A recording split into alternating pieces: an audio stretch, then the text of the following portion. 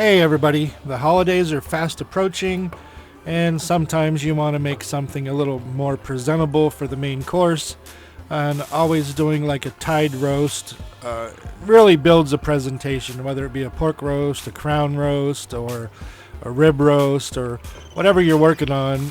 Tying it up makes it look a little bit more professional and a little more eye appealing. So in this episode we're going to talk about the butcher's knot, or like a simple slip knot, and this is how I've learned how to do it, and I'm going to share this with you guys on how to do a butcher's knot.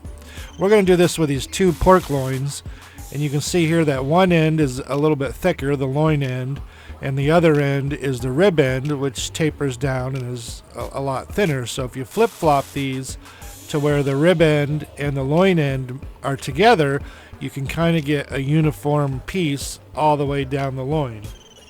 So we're going to start off by tying these two loins together to make one single roast. So we take our butcher's twine, get a little bit of slack so we're not pulling on the whole spool of twine, and we'll slide it underneath both loins.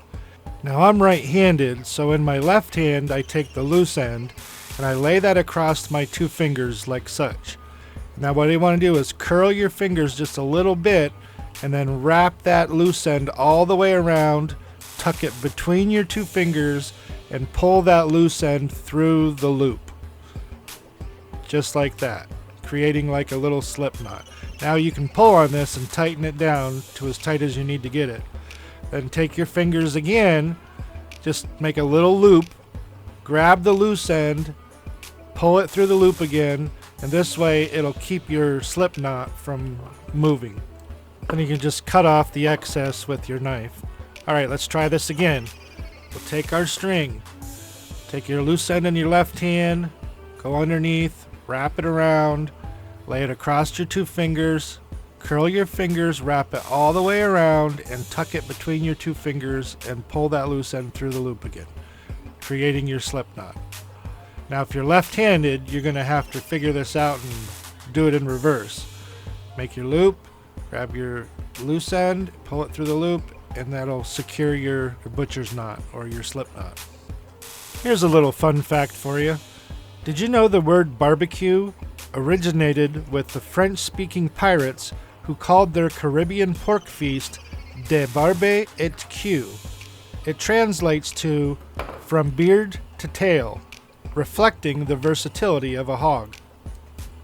So when I'm tying up a large roast, I usually start from the middle of the roast and work my way to one end or the other.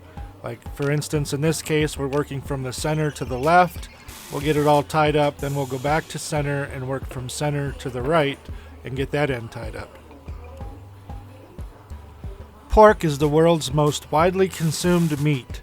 It accounts for 42% of consumed meat, while chicken is 33% and beef is 22%. The United States exported a total of 4.97 billion pounds of pork in 2011, making it the world's largest exporter of pork.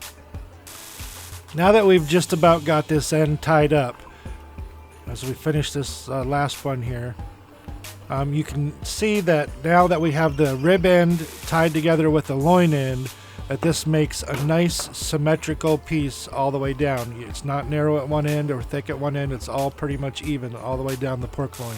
So we'll go ahead and cut this into the various sizes that we want. For me right now, I'm just going to cut it into 4 pieces, and this will give you some nice presentation for some boneless pork roasts for your meat case or for your dinner table at home if you want to do this at home. Now if you want to make a smaller roast and not do so much, you can do this with one pork loin. You just cut it in the middle like butterfly, not all the way through. Fold your pork loin in half and then start tying from one end to the other. Thank you for watching, and that's how you do a butcher's knot. I'm going to go ahead and leave a video link in the descriptions of the different kind of cuts you can get out of a boneless pork loin. So if you're interested, have a peek. Thank you for watching, and we'll see you in the next video.